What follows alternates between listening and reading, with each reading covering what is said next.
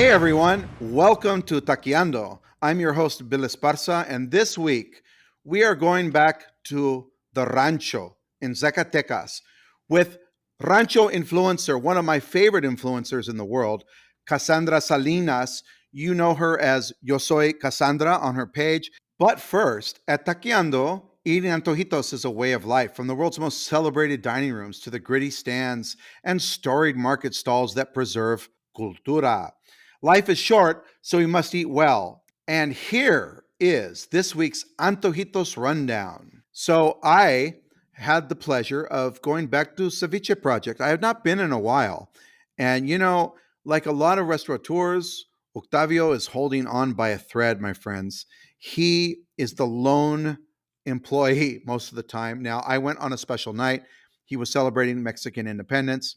And so he did have a little bit of staff there and his wife. But, go see him. He's one of the very, very daring people out there that just, won't give up. Restaurants continue to be impacted by ICE raids and the current economy and tariffs and all the negative things that are happening to LA restaurants. So, Ceviche Project, I had a wonderful shrimp and a fish tostada. Oysters. Now they weren't doing oysters that night, but I was like, "Come on, Octavio, hit me with those oysters." So great Mexican oysters served with Mexican flavors. Great tostadas. He always gets wonderful products, shellfish, and special items that come in from week to week from Mexico. So go see Ceviche Project. I know I saw him in the fall and things were looking bleak, but he's holding on and surviving during these rough times. So please support. And as I always do, I found myself in Tijuana the other day and I hit up another Tacos Vario stand. I always get these DMs from you guys. I'm a writer, and so I'm really not going to let you know about a place until I publish it. And I know a lot of influencers out there, they'll go to places and they'll never post. And maybe on another, I don't know how this would work on an episode. I can show you how to sleuth those spots. And even when influencers post places and I do come across the occasional spot, I'm like, oh my God, I got to find out where that is. I can use the little Easter eggs in the video to find out where it is. And I'm kind of amazed at times how I'm able to do that. But I'm not sharing these places because I'm still researching. I'm building up something that at some point I'm going to publish. But I also want to remind you that I have a published guide of Tijuana, and it has, I think, 3 different tacos varios places, which are tacos de guisado, Tijuana style. In Tijuana, the regional name is tacos varios. And these are a bunch of stews. And I have to tell you, this new place is great. Is it better than the other 3 that I've already published that you should have already gone to? I would say I'm not sure yet because it was only my first visit, but I did have a beautiful combo of chile relleno with eggs and machaca on top. In Tijuana, we combine the guisados, or you have a base like either a milanesa or a chile relleno as a base, and then you add a guisado on top of that. That's a very Tijuana thing. They don't do that so much in Mexico City. And then I also had chipotle chicken. I know you're saying, oh, whatever, but when it's a good salsa, you got to get it. So chipotle chicken, the chile con huevo con machaca, and then the last one was tortitas de carne, which are basically egg battered ground beef. So making like these little patties, egg battered patties, and dressed them with the right salsas, and that'll be another episode too. We'll talk about what do you do when you're at a tacos varios or taco de guisado stand. You don't put onions and cilantro. You don't use lime. You're going to have different, and some of them don't need salsas. Like on the chipotle, I did not put a salsa. That's fine by itself. I don't want to interfere with that sauce. So wonderful stand. And for those of you that are a little upset or are disappointed that I'm not sharing it, hey, support my stuff. Click on my story, share my story. Show me something, show me the money. Show me that you care about my writing. Go to my places. Say, I've been to all 38 spots on your Tijuana guide and I want more. I'm thirsty for more. I don't know why I'm not doing this every week, but from here on out, I'm doing it. Buy my book, LA Mexicano. Show me a picture of yourself with the book. Show me a picture of yourself with the new Eater Mexico City guide, which I did contribute some sections to. The guide to Centro Histórico, and also the taco guide and the new Eater guide to Mexico City. Show me that you support my stuff, that you're a patron, that you're a patron of my arts, and I will give you that stand, darn it. But you can't blow it out until I publish it, you know. But if you're just like, oh, I want to go to that place, but I'm not going to read your story, then you can just go straight to hell. A reminder that Taqueando is part of the Acquired Taste Media Network. Be sure to listen to our sister podcast, the LA Food Podcast. That drops on Friday. And now, vamos a taquear. Cassandra, hello from Zacatecas. Hi. Thank you for joining me. Really nice for me to have this experience and this opportunity to talk to you guys and like share a little bit of my life. I'm sorry for my English. My English is not the best. We're gonna practice this. We're gonna go through it, and hopefully you can understand me. No, hey, you know what? I mean, it is Latino Heritage Month, which is also Mexican Heritage Month. Mexico just celebrated its independence, and all of us in our broken, world, Mexicans living in the United States, we speak broken Spanish, and so that's all good. That's fair. Yeah, absolutely. And I first saw you. Maybe it's your most famous video. I don't want to say viral because you're just too cool for me to say viral. But Oh, a famous video of you is you have this wonderful molino that I'd never seen before. It's made of lava rocks, right? Lava stone, yes, yes. and it's circular, and you turn it manually by walking around in a circle around it. And it was such a pleasing, like, I was like, this is maybe about the most relaxing thing I've ever seen, is somebody just casually walking in a circle and grinding nixtamal. Trying to green the next tamal. Right, right. I'm sure it's a lot of work, right? It is, but think about this way: the more walking you do, you can eat more. So So, yeah, you can burn off a few. I don't know, how many turns is it for a tortilla? I will say like 20. 20 turns, and you can burn off the calories of one tortilla. That's not bad. You're doing exercise. Yeah. And so for people that follow you, like me, a very typical scene is to see you drinking aguamiel from the maguey. You know, And don't forget the pulque. right. And pulque as well, right? And people don't understand that Zacatecas is one of the most important places for these two indigenous beverages. And can you tell me a little bit tell our listeners about aguamiel and pulque? Okay, so the aguamiel and the pulque come from a plant called maguey. So this plant needs to grow like for 10 years in order to be used to produce the aguamiel. So my dad has a lot of plants on the ranch, and every couple of years he's looking for them and trying to know which one are good to like extract the aguamiel. And it's all a process. It's all a process. You need to it's something called capar, Yes. and you have to like cut the heart of the maguey, and after that you're gonna be like scrapping the center of the maguey, and you go like twice a day, and you obtain like maybe I will say 10 liters of aguamiel per day.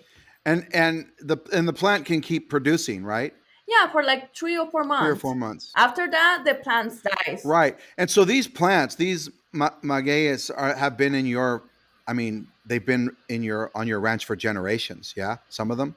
Exactly. My grandpa teach my dad to do that process. I'm pretty sure my grandparent teach my grandpa, and it's all a process, and it's something is passing through generations. Yeah. It's a big difference. It's sort of a trendy thing now for tourists to go to Mexico City and to go to these pulquerias, or to try agua miel, to find a place to do it. And I have been to, I'd say, places like Tlaxcala and Hidalgo, where they have really good pulque. But it's very different, right? When you're drinking it from your own ranch, Yes. completely different. It's really different because totally different. I will try not to offend people from Hidalgo, but the pulque is like super thick. I will say thick, and the pulque that we made is it's just like the aguamiel, but it feels a little bit more agrio. I don't know how to say agrio in English. Oh, it's a little more sour. It's a little more bitter. Yeah, exactly, exactly. But it's not thick. Right. It's not viscous, which a lot of people don't like that, right? I take it you're one of those people. You don't like that. No. And I know, yeah, I don't like that. And I know a lot of people put in the pulque like onion, orange, tajin, and all that kind of stuff. And we don't do that. It's just natural. Right. It gets a little out of control there in Ciudad de Yes. Mexico, right? I've had the pure kind, like I've had it in Tlaxcala, when it's been less, not viscous, like you're saying. And Exactly. in Tepito, I can still get like a really fresh pulque. But if I go to those pulquerias in Mexico City, people will like it because they've never had it before. But you're drinking a liquid, and then the slime comes down your throat, and it's not always For me, that's not the real pulque. It's like right. another version of pulque, but it's not the original one. No, it's nothing like on your ranch. And I agree. I mean, I had a little bit of the aguamiel the other day when we were in Zacatecas together, Zacatecas? and it was amazing. It was so fresh, so clean, and natural tasting. Yeah, because in order to make aguamiel, you have to wait like 4 hours in order to the fermentation do the work. So it's really fresh. It doesn't have to be like Yeah, viscous. yeah, it doesn't have to be like that in order to be fresh. Well, would you agree that when it's getting viscous, that it's been sitting several days, and it's starting to get that Yes, right? it's not fresh. Yeah, I mean that's it. You go to the pulqueria in Mexico, and you're with your hipster friends, and you're drinking old pulque, you know, and it's not great. Yeah, exactly. In order to like try the original pulque, you have to go to like a ranch or somewhere really far away from the city in order to try the real pulque. Because if you go close to the city, they're gonna try to sell you something totally different in order Right. to sell more to the tourists or people who hasn't tried the pulque never in his life in her life. Right, exactly, and it's a novel experience for them because it's the first time and they don't know better. But this is again the scenes that are on your page Mm-hmm. is making tortillas, drinking agua miel, and it's not a gimmick. It's your own ranch and your own lifestyle. Posing with a young cow, drinking mezcal from Zacatecas. A lot of people also don't know that Zacatecas has mezcal. Yeah. And it's totally different to tequila. Right, exactly. And recently, I saw a beautiful video of you making quesadillas with your own flor de calabaza. Yeah, that was today. Right. Oh, very recent. And you Really, really recent. and there's so much beauty in the this rancho cuisine that people don't know about, right? When they think of Zacatecas, I imagine a lot of people don't know anything about it. And I've even had people that are Mexican when I was posting about birria Zacatecana, there were a lot of people saying, "Oh, Zacatecas is not a birria city." I'm like, "What are you talking about?" I was like, I walked around and all I saw was birria everywhere. Birria everywhere. Right. So there's a lot of misconceptions. Today, you and I are going to teach people a little bit about Zacatecas. I had just landed the night before and had some dishes, but we met in the plaza, part of the Mi Suerte es Ser Mexicano, the new music by Pepe Aguilar, and it was also a recorrido, a tour. And I saw you there. And I'm like, oh my God, that's her. That's Cassandra from those videos. And You're like, I know her. yeah, she's real. It's not just this, fake ranch set. It's a It's real. no AI. No, it's not AI exactly. And that was kind of an amazing day, wasn't it? Yeah, it was a really good experience. Even for me, I'm from Zacatecas, but I'm from the ranch. So coming to the city and visiting all these places, it was super a great activity for me. Right. How often do you get into the city? right now, because of the work, I go like maybe 5 or 6 times per year. It's not really usual. Okay, Yeah. right. So that's a lot for me. Right, right. That's a lot. And yeah, you got to get your content in when you're there because obviously Yeah. you're making the best of your day there. But yeah, that was I mean, I also went out and had some food on my own, but we really had a wonderful experience. The charreria con with Pepe Aguilar was really special. Yeah. Do you remember the tortas de Malpaso Yes, that they give you on the bus? that right as we were walking back to the bus, right? They're just sort of handing these out. I had never seen, I'd heard about it, but I had never had. It's like this is a chorizo meatball sandwich, Yeah. and you can't, it for a lot of people. I think this is the part about Zacatecas that we want to talk about today is that people think that it needs to be something. Well, that doesn't sound interesting to me. Well, okay, but you know what? I can't get that in Los Angeles. I can't get that in other parts of Mexico. Zacatecas food doesn't travel too much. No. So it right, and because it doesn't have the popularity of Oaxaca or Jalisco, the fame, you know, I mean, you and I cannot open a birria stand in Texas and call it birria Zacatecana because people are like, "Oh, what's that?" You know. Because everybody's gonna be like, Zacatecas doesn't make birria. Right, right. You and I are gonna fail and go out of business.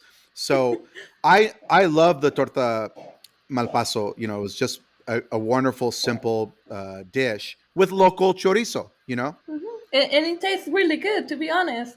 It tastes very good, and that to me that beats a lot of things.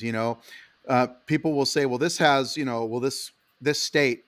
People talk about Oaxaca a lot, and I do love Oaxaca, but I also don't discount other states that have delicious food. Deliciousness counts. And they are just hidden over there, waiting for us to discover. Right. And then we ended up at Pepe's Ranch, right? And we had asado de boda there. Did you like the asado de boda that we had? Oh yeah, it's really good, and it tastes a little bit. It tastes a little bit sweet. Some people won't don't like it because of that, but that's the secret for the recipe. It has to be a little bit sweet. Yeah, and you guys, so you have asado de boda, which is related to mole, and you have pipián. So like you have those things, but people just don't Hmm. know where to get them, and people don't really go to Zacatecas as much. Now, you grew up in you were born just outside of Zacatecas, and you've grown up there, Hmm. but you did spend some years, I believe 7 years in Houston. Yes, I was 16 years old when I moved to Houston. Yes. I went to high school. I graduated from high school, and I went to the college. And after that, I was living in Houston for a couple years. And yeah, I have a really good experience over there. So, when I think do you remember the building we were at? There was this like museum and there was these people wearing these Catrinas and Yeah, Museo Coronel, Rafael Coronel, I think. okay. And they gave us a nieve at the end, right? Oh yeah. And you and I were sitting down and I do remember saying when you told me that you had lived in Houston that I sort of said something about the Mexican food in Houston and you kind of snapped at me. Yes, I remember that. You're like, oh, I was like, okay, Cassandra, she's really sweet on her videos, but she's going to defend Houston. Yes, I have Texas in my heart. So, for a lot of people that, I actually do defend Mexican American. I am a Mexican American. I'm Chicano, and I do defend that food, and I do like Tex-Mex. That's often used as a punchline. But what was your experience, and what can you tell other Mexicans who just make fun of Tex-Mex, but they don't actually know it the way you do? How did you feel eating that cuisine? I will say this: in order to try like authentic food or like something that tastes really good, don't go to the fancy restaurants. They're gonna sell you whatever dish and charge you for a lot of money, and it doesn't taste like as good as should be. So, in order to try like really good, go to the little trailitas and go to the little restaurants. Those restaurants are gonna have the best flavor instead of you go to a fancy restaurant. Right. You just pointed out, I think one of the biggest problems is people go to the big popular places. that have been around for years. They're big restaurants. Like chilies. Right. And they get margaritas and they get this food and they just think it's trash. And they're not going to the little fondas, the Tex-Mex fondas and small mom and pop restaurants that actually have the real cooking. Exactly, because those people are gonna have the original flavor. Maybe it's not the same ingredients from here in Mexico, but at least they have the recipe in their minds, so they know what they are doing instead of just trying to sell fancy food to the customers. And right, exactly. And the guisados are delicious, right? The soups, the sopas, the caldos, the guisados. Oh yes, they are. I mean, I will say this: it's not the same. Right. It's not the same as here in Mexico. Of course, I prefer the food from here in Mexico, but at least it's something that will make you feel closer to your home. So a good plate of Tex-Mex food kind of kept you in touch with Zacatecas. Yeah, exactly. Well, that's wonderful. Yeah. And I will say this. I don't know in California what type of pozole do you guys have or menudo, but here in Texas I discovered something really interesting. They kind of mix the menudo and the pozole for the same dish, Yeah. and I was like, "What is this?" I don't know if in California they do the same. You're talking about menudo con grano? Yes, exactly. And I was like, is this menudo or is this pozole? Or it's like a mix of both. And for example, the pozole here in my house is just, I will say, the los granos de maíz, the corn, and the meat. But the menudo is just clean menudo and the caldito, and that's it. And in Right. Texas, they mix the caldo and the corn. And I was like, okay, this is interesting. But it was really good. It's something to make me feel closer to my home. I will take it. Give it to me. You know, it's funny because this is the interesting thing about Mexican American cuisine, and whether it's Tex-Mex or Cal-Mex or the cuisine of Arizona, New Mexican, is that different Mexican states influence the food. Hmm. And so what you're talking about, this menudo con grano, is very popular in places like Sonora. Oh, really? Yeah. And so yeah, they do that. They have these dishes that, will have so for the listeners, when we say grano, we're talking about the corn, the hominy. We don't put hominy in menudo, except for some Mexican states they do that. Hominy is for pozole. And so for someone like Hmm. Cassandra, like you do not have hominy in your menudo and ever. No. Right. And for most Mexicans, that's the case. But it's kind of funny. If you go to Tijuana, most of the menudo stands, they're from Jalisco, but they cannot serve it their way. The people won't eat it unless it has grano. Really? That's interesting. So Tijuana's that way too. Okay, if I put like a restaurant in Texas and I try to sell the menudo without the corn, I'm gonna go out of business. Right. No, the people the Because they are used to the corn and the menudo now. Mexicans are stubborn. We want it the way. If you're from a certain place, you want it that way, and you will not adapt. Like, it's kind of funny, right? Yes, it is. But like, that's one of the interesting traditions. And here's another thing about Tijuana. They eat their menudo with grano, Hmm. with hominy, but they also have bolillos de cajeta that they eat it with. The menudo Isn't that crazy? They eat bolillo con cajeta on the side with the menudo. It's like a with the combination of menudo. both. Yeah. Yes. That's actually crazy.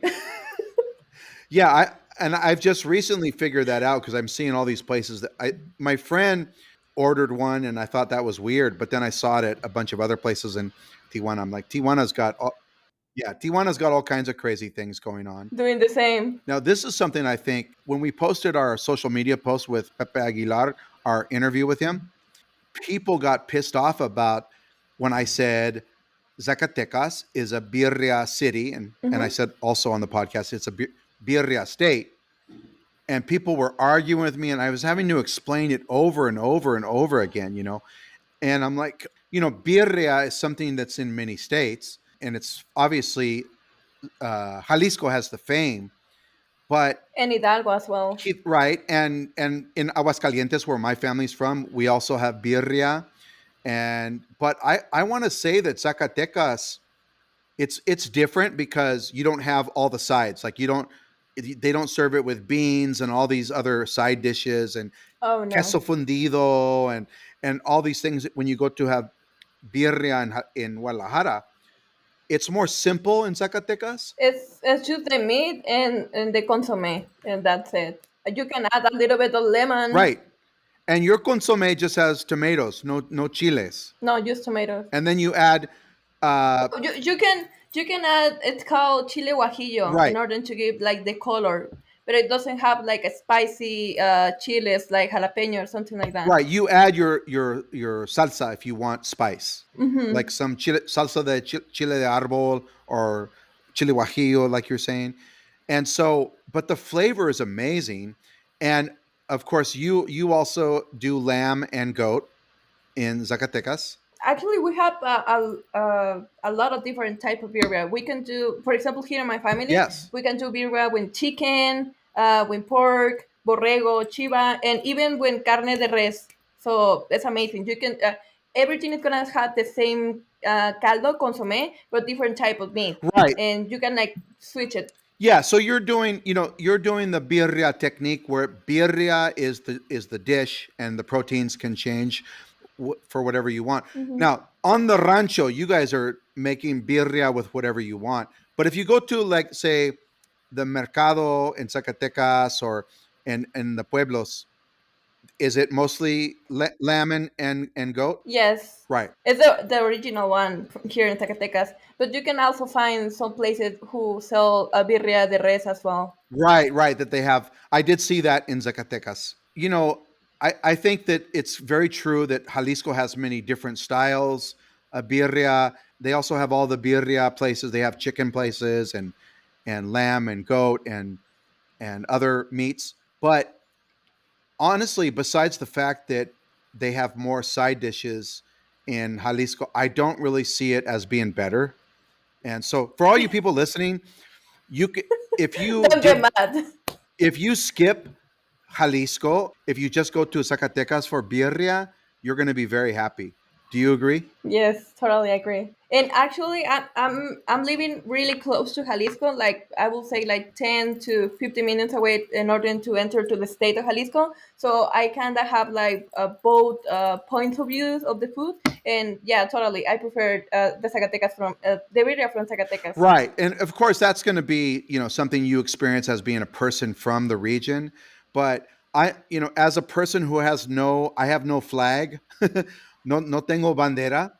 Yes. I'm a pocho. My family is from Aguascalientes, but I didn't grow up with that birria. So I'm like, if the birria is good, I'm happy. I don't care.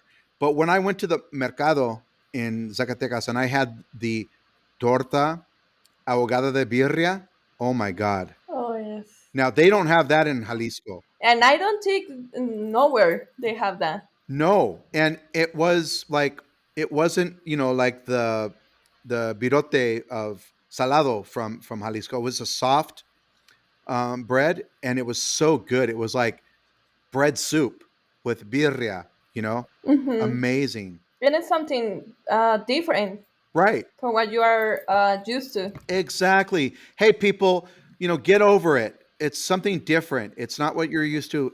Go to Zacatecas, where you'll find some of the best birria in Mexico. We said that, and go ahead, come for us. Try it, and then we will discuss. Yes, exactly. Try it. But let's just say this is a rule and a law. Zacatecas is a birria city. Zacatecas is a birria state, and that's the final. That's written gospel. Yay! Yes, yes, it is. You guys have, again, so this is the part where, I think earlier I was sort of talking to you about this, about how people overlook a state like Zacatecas because it doesn't have mole. Even though it does, it has pipián, which is in the family of moles. It has asado de boda, which is in the family of moles. And you don't have, Hmm. 50 different moles or 25 different moles. It's not important. If asado de boda is amazing, and I had maybe two or three versions my last trip, and they were all different. They were all amazing. But the best food wherever you are in Mexico is going to be in the fondas, the comedores, the cenadorias, the taquerias, Exactly. and that's where it is. It's not names of dishes, but like even having enchiladas zacatecanas, you can't have that anywhere outside of Zacatecas. Hmm.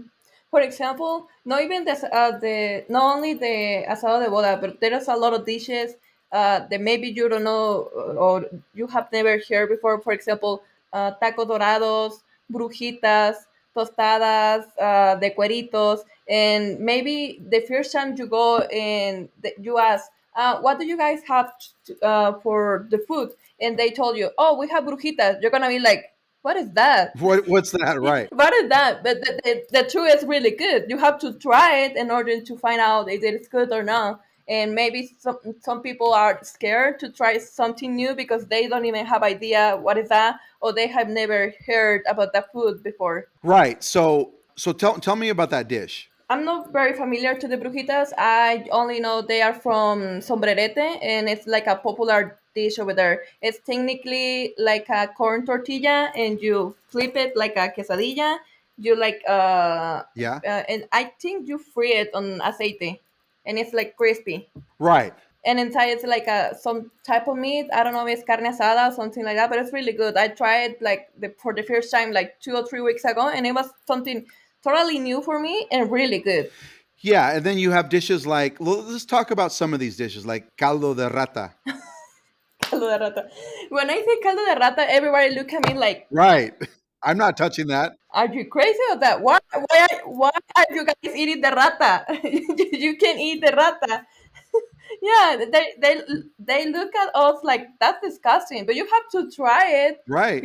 in order to know if it is good or not. And everybody thinks rata like the casual rata you have in your house. Right. No, it's not like that. It's rata from the campo, from the ranch. It's not close to the city, so the rata technically is like clean. The meat is clean. Doesn't have nothing like weird. It's a wild animal. Yes, exactly. Just like a rabbit, totally natural and clean. Right, right, right. Yeah, well, many cultures, I've actually had rat not in Zacatecas, but I've had it in Belize. Oh. They also have a rainforest rat there. They eat it in Central America, Guatemala. Mm-hmm. You know, I had that in northern Guatemala, and so they're eating rata, iguana, possums, all kinds of animals that the indigenous people of Mexico have been eating for a long time. So yeah, this is not this is not sewer rat, New York sewer rat. This is a natural animal, A wild animal. right? Yeah, and again, after having had it in several cultures and different types of preparations, it's a wonderful dish. Another dish that I really loved, and I'd been wanting to try it for years, and I had it on the last trip, were tacos envenenados. Oh, the tacos envenenados. They are really popular in the city of Zacatecas. Right, and you don't find those outside of the city, right? No. For example, I'm from Zacatecas, and I never had tacos envenenados until I got to the city. That was the first time that I tried those dishes, Right, those tacos. We were repeating this. If you try to sell something new in a different place, if they don't know what is that, you're gonna go out of business. That's why we don't have in my ranch or N- like for my in my community we don't have torta de malpaso or like tacos envenenados or brujitas because we have our own food or our own dishes, and it's all in the same state of Zacatecas. yeah. Every little pueblo has their own antojitos, right? Mm-hmm. Their own tacos, their own guisados. Street food. Right. And the tacos envenenados, for people who have never had them, they're a type of dorado, and they're stuffed with this mixture of chorizo Mm-hmm. and cheese and potatoes, and it's all fried in And it, it's really big. yeah, it's really big. It's in this dirty oil, and because I mean dirty because the chorizo is leaching into the oil. Yeah, not because it's actually dirty. Right, not because it's dirty. Come on, people, don't stop that. Don't be picky. Yeah, and then you put some ground meat in there, some chopped steak, or just have it by itself. And of course with a great salsa. It's a wonderful taco dorado, maybe the most interesting one in Mexico, but I do believe that it would not travel outside of Zacatecas City. No. And the reason why it's so famous in Zacatecas is because tacos envenenados had a lot of history behind. That's the reason why. Right. It's a tradition that people do go out and have those as a snack. So yeah, this is very interesting. That what people don't really realize about Zacatecas is it's a pretty big state, and sometimes these pueblos do not share the same foods and dishes. For example, Jerez has las tostadas, and Jerez is really famous for that tostada. And it's technically like a corn tortilla fried on oil, and you can put Yeah. like toppings like cueritos and meat, and it has his own like salsa, and it's really popular from Jerez. Right. And again, a lot of for people listening, and you're saying, well, I can get a cueritos tostada in many places. Well, they're all different.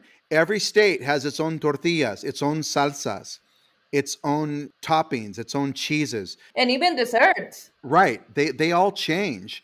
And so even if you have you I always tell people, if you really want to understand like basic Mexican cuisine, have enchiladas in 32 regions, and you're going to have 32 different enchiladas. Different types of enchiladas, Right. yes. With and they don't share anything besides the construction, but the tortillas are different. All these things change. And the salsa is different. Yeah. And what are some of the special dishes in your pueblo? Um, well, we have here it's something called cena dorada. It's a mix of different things that you fry. For example, flautas. You can fry la a gordita as well. And we have taco dorados. I don't know if you have ever heard that before. It's like a taco, and inside you put like it's like a pudino potato with a little bit of or flavor, and you close it and you fry it on the oil, and it has like a special salsa make with cacahuate Ooh, and okay. peanuts. See, that is different. Yeah, with peanuts and yeah, and that's really spicy. So be careful if you ever try cena dorada. And in order to have cena dorada, you have to have the salsa with peanuts, Yeah, peanuts. cacahuate, la salsa de cacahuate, See? in order to be the authentic dish. And for the flautas, then they also have his special salsa. And for topping, you have repollo. Cabbage. Yeah, that and onion and a lot of oregano. Right. And these are such subtle things, but I always tell people we will never know Mexico because every little town has its own history and cuisine. We're never going to go to all these places, right? No.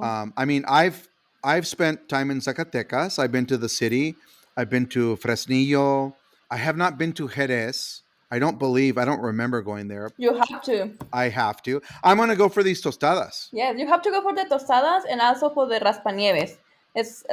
Do you know what is a raspanieve is? No. It's okay. It's a mix or the regular nieve and also ice.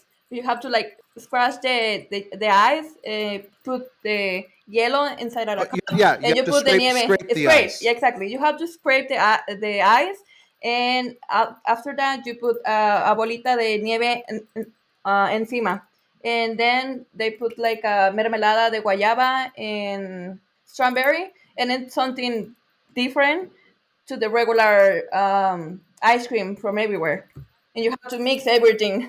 Yeah, these simple things, these subtle, really unique things. I was in Talpa de Allende one time, Hmm. and at nighttime I found a stand that had tamales dulces, sweet tamales, Hmm. with rompope, Oh, but like rompope de sabores, como de pistachio, de fresa, de crema. And so all these different flavored rompopes for listeners, that's like I hate to compare it to an eggnog, but yeah, it's like an eggnog, but flavored eggnogs. And I had a strawberry tamal de fresa with some kind of flavored rompope, and I've never seen that anywhere else in Mexico, and I don't know if I'll ever get back there and have it again, but I'll never forget that. Small town, super small. and that's something unique. Right. It never ends in Mexico. Like I'm hearing dishes from you today that I've never heard of. And, besides my little research, but oh, so many great things. The gorditas are amazing in Zacatecas, but what's amazing about them is not just the maíz, but the guisados you guys put. We have a lot of type of guisados. Like what are the top five?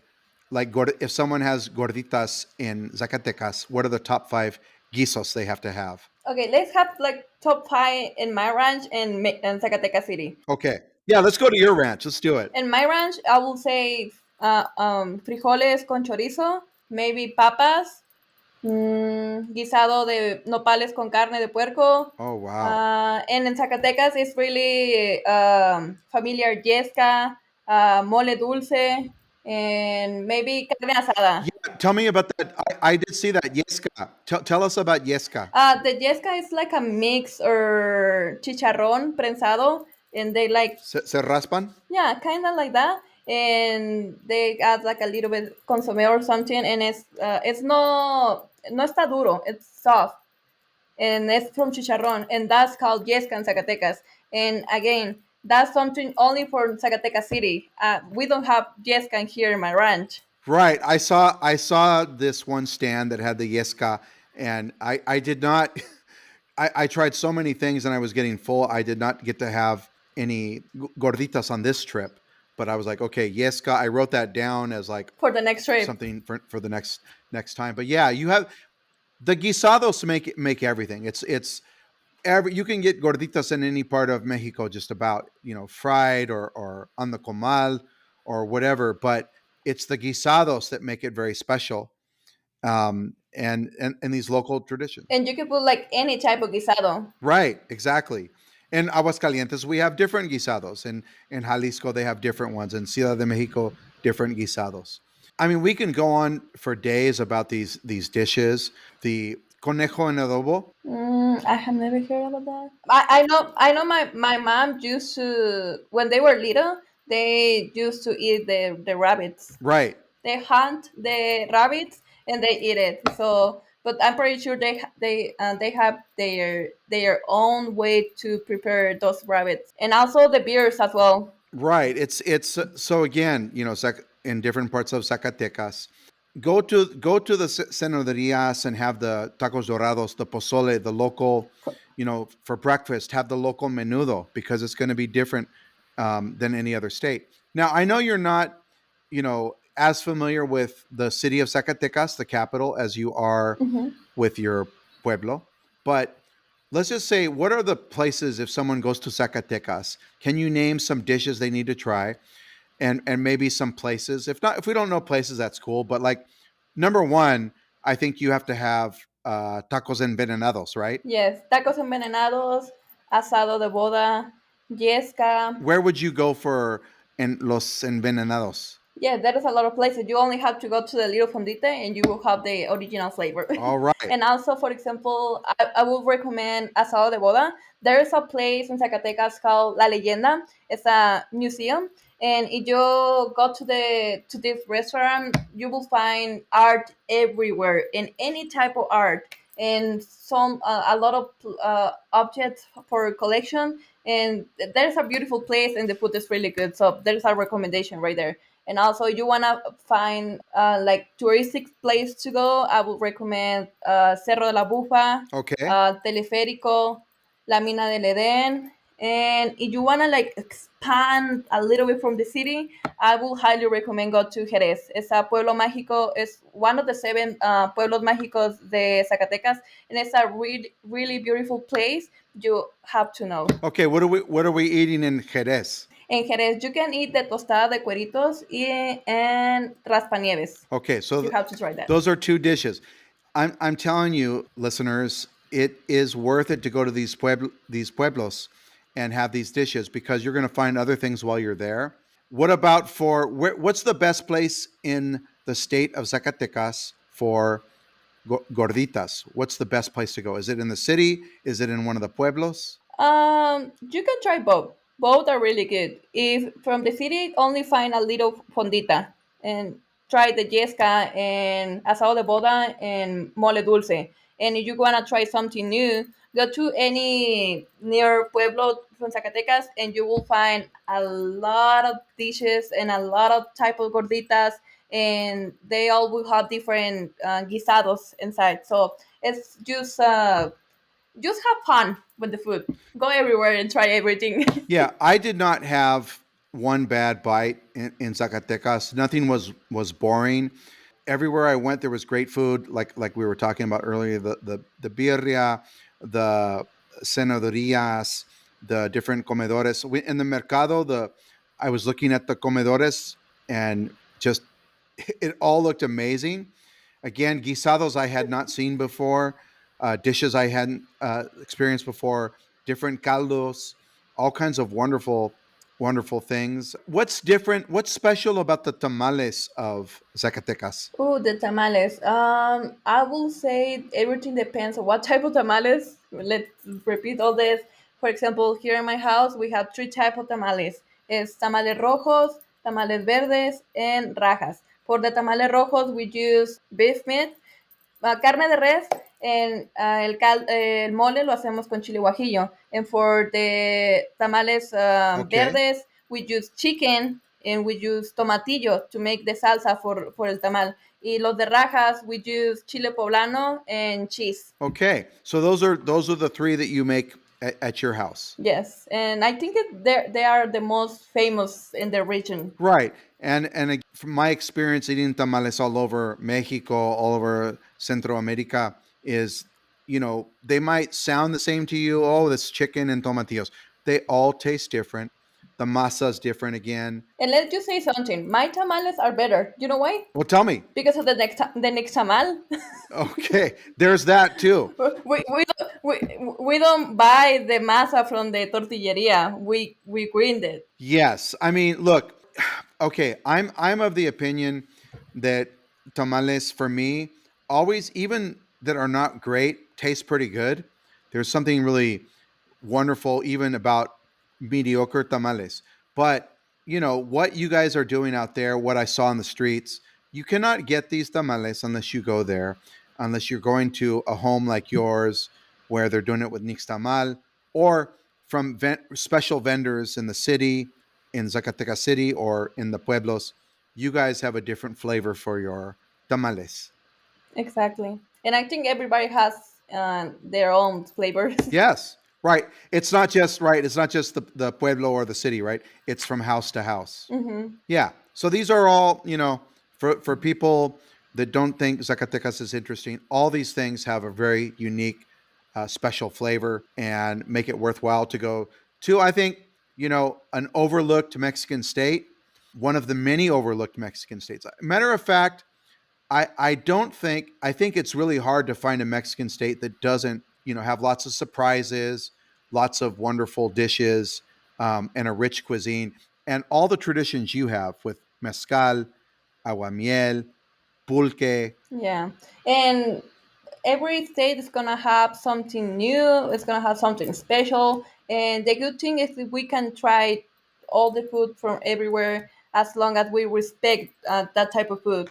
Let's not just compare that food to our food because everybody has their own style to make the food. Just appreciate the food, enjoy the food, and if you like it, go again.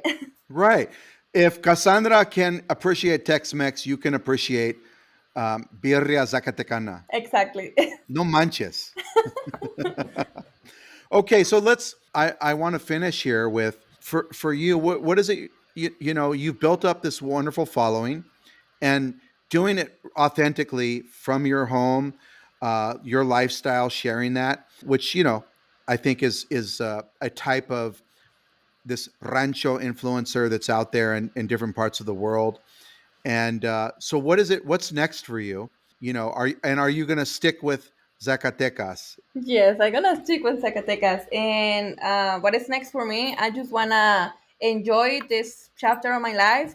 I wanna enjoy my family, my parents. That's the reason why I came back from USA, because I want to spend more time with my family. I want to learn more about the traditions, the culture, and I want, especially that I want to enjoy my life with my parents. So I'm the only child. I don't have any sister or brother. Yeah. So more than ever, I have to enjoy what I have here in the ranch. I appreciate that, and maybe in the future I can transmit all that to my kids. And something that I think about most of the time is maybe one day when I have grandkids, they're gonna be like, "Look, Grandma, I found one of your videos when you were young." That's the wonderful thing about growing up in this age, right? Is that your life is, I mean, there are obviously negative things, but for what you have out there, it's obviously positive, and those are going to be wonderful memories. When did you start this page? My TikTok page I started in 2020 during the pandemic because I was taking classes online, and I was like, you know what? Let's go back to the ranch and take my classes over there. Nobody's gonna know. Right. Oh, so wait, so you did distance learning from your rancho? Yes. I was doing my online classes here from here. The what we enjoy now about TikTok as foodies, food people, came in the pandemic, and like everyone was home. You know, we have a lot of free time. Yeah. And what was the video that made Yo Soy Cassandra? Viral. The Molino, of course. The Molino, The and Molino. That was it. it, See? there's three type of videos. They go super viral every time I post them. The Molino, maguey, everything has to be with aguamiel and pulque, and also las gorditas de horno. And that's something really traditional from here. That's something new for you to try. Okay, I'm coming to the rancho. I'm gonna make it out. I actually have there's a wonderful birria in Los Angeles. Se llama Birreria Nochislan, Oh, and so they're from Zacatecas. mm-hmm, And we were talking about going back there because her family's recipe is also served at the mercado in Nochislan. mm-hmm. So I'm gonna make a trip out of this, and maybe we'll figure out how to connect, Of and I course. can come to the rancho. You're more than welcome here. I want to drink agua miel from the maguey. We will have you aguamiel, tortillas, and a lot of gorditas. So be ready for the food. Yeah, because in the city you're getting them on a metal comal, Mm-hmm. like on a plancha, which is great, but it's nothing like having them roasted in an oven. Sí, un horno. But it's like a traditional horno. And this type of gorditas, they are sweet. It's like a dessert. Oh my gosh. Okay, so you are one of the special influencers that I follow that I learn from. You're authentic. Your experience is authentic. It came out of something heartfelt, being closer to your family, and that comes through. That's why people love seeing you with the molino and the maguey. It's like, okay, yeah, do that, because I think, Cassandra, you make us all closer to Mexico. Oh, thank you. That's really nice from you, coming from you. Yeah. No, I mean, I always look forward to your videos. Even doing simple things. I would say that there is a Mexican American, a pocho tendency of wanting to always connect with Mexico. So we're always looking for things. Mm-hmm. And so seeing you make quesadillas de flor de calabaza is special.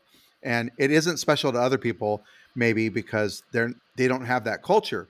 But like you being able to do that is something I think we all would love to be able to do in the morning, to pick our own flor de calabaza and eat that way and live that way.